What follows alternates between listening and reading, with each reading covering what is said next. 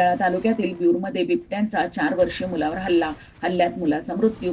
बिबट्याने घरासमोर खेळत असलेल्या मुलावर अचानक झडप घालून ओढत अर्धा ते पाऊण किलोमीटर नेले। बिबट्याच्या सततच्या हल्ल्यांच्या घटनांमुळे नागरिकांनी चिडून वन विभागाच्या कार्यालयावर केली दगडफेक। नागरिकांनी बिबट्याचा पाठलाग केल्याने बिबट्याने मुलाला सोडले, मात्र या हल्ल्यात मुलाचा मृत्यू। मुलाचे पार्थिव शिराळा ग्रामीण रुग्णालयात आणण्यात आले। राजवीर पाटील बिबट्याच्या हल्ल्यात चिमुकल्याचा मृत्यू, ग्रामस्थांचा उद्रेक। राजवीर पाटील बिऊर येथे अत्यंत हृदयद्रावक घटना घडली असून वय वर्ष 4 ते 5 असलेल्या एका निष्पाप चिमुकल्याचा बिबट्याच्या हल्ल्यात दुर्दैवी मृत्यू झाला आहे। अंगणात खेळत असताना अचानक बिबट्याने त्या चिमुकल्याला तोंडात धरून जवळजवळ अर्धा किलोमीटर अंतरावर नेले आणि या हल्ल्यात त्या निष्पाप जीवाचा बळी गेला। या घटनेमुळे संपूर्ण गावावर शोककळा पसरली असून वातावरण अतिशय तणावपूर्ण झाले।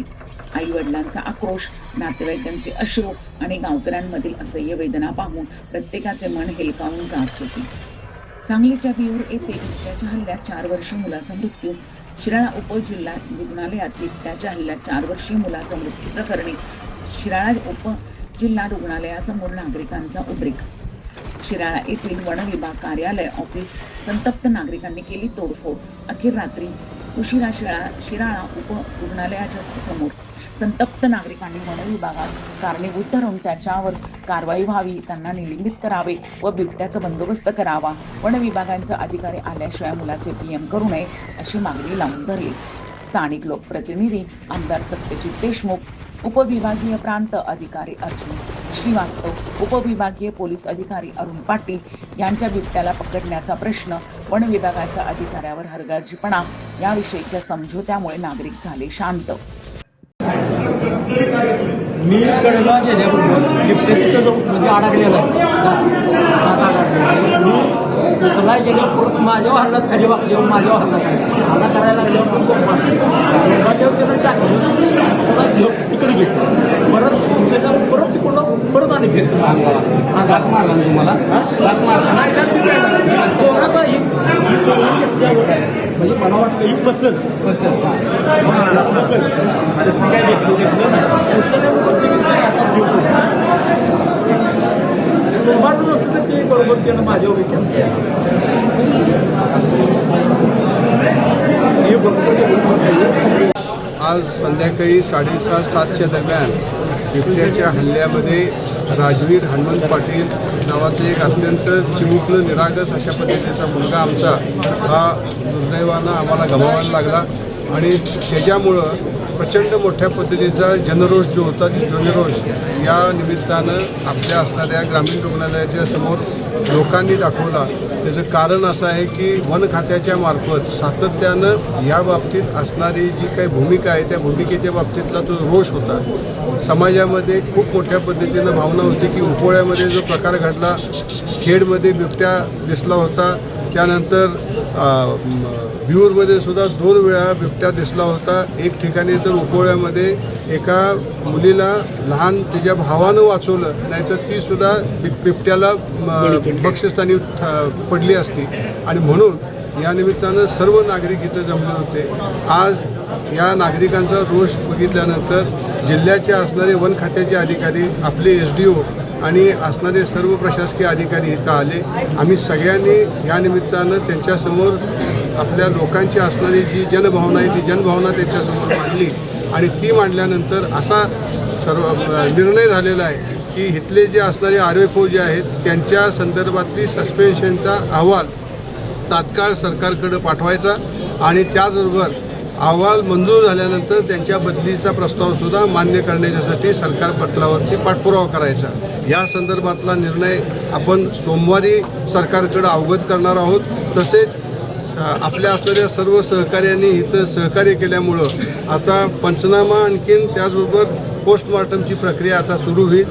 ती झाल्यानंतर 5 ते 7 दिवसात, जसं आपण सर्जेराव खबालेच्या केसमध्ये 7 दिवसात आपण बिबट्याच्या हल्ल्यानंतर त्या कुटुंबाला 25 लाख रुपयाची धनराशी मिळवून दिली होती, त्याच पद्धतीनं 7 दिवसात आपण ती धनराशी हनुमंत पाटील व त्यांच्या कुटुंबियांना मिळवून देण्यामध्ये कुठेही कसूर सोडणार नाही, याची मी जाहीर ग्वाही देतो। झालेली घटना ही अत्यंत दुःखद आहे।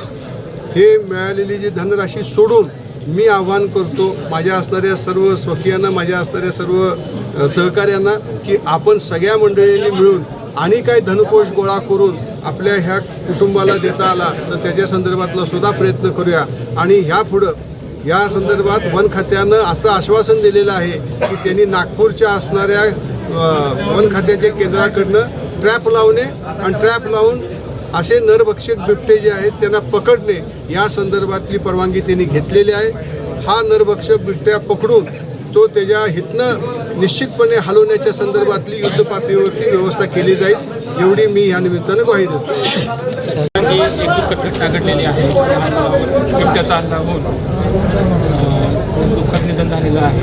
त्या संदर्भामध्ये पहिला जो विषय आहे आपल्यासाठी पंचनामा करून त्याचं पोस्टमॉर्टम करून जी आवश्यक ती शासकीय प्रोसेस पार पाडून, ती प्रक्रिया पार पाडून त्यांना जी आवश्यक ती शासन नियमानुसार मदत देणं ही पहिली आपली प्रायोरिटी आहे. ती आपण करत आहोत आता.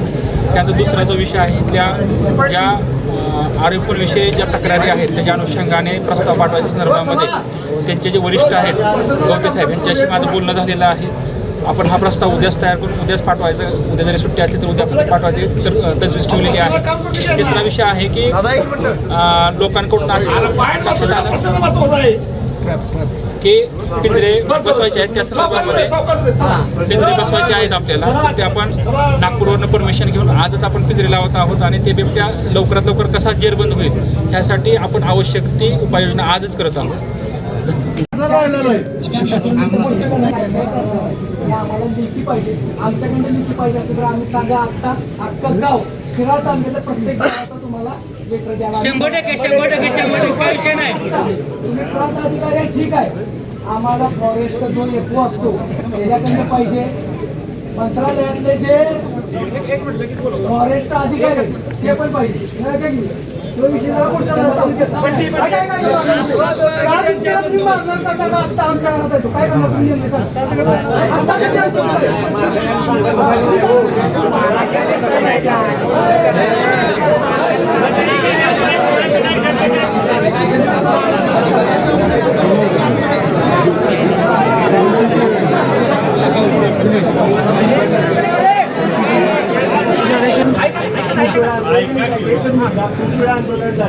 खूप वेळा आश्वासन द्यायला आम्हाला टाईमलाईन पाहिजे की अमुक अमुक दिवसात तो अधिकारी बघा आम्ही अर्ज दिल्यात त्या आम्ही अर्ज दिल्यात बिबट्याला मारण्यासाठी त्या अर्जावर कारवाई झाली नाही.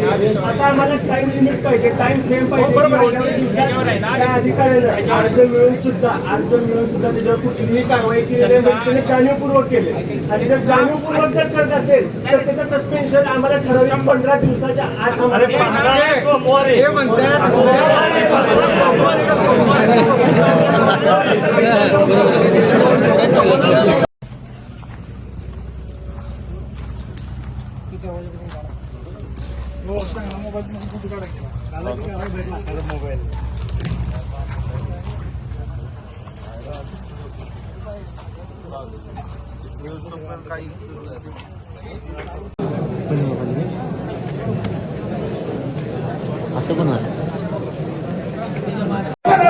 फॉरेस्ट अधिकाऱ्यांचा फॉरेस्ट अधिकाऱ्यांचा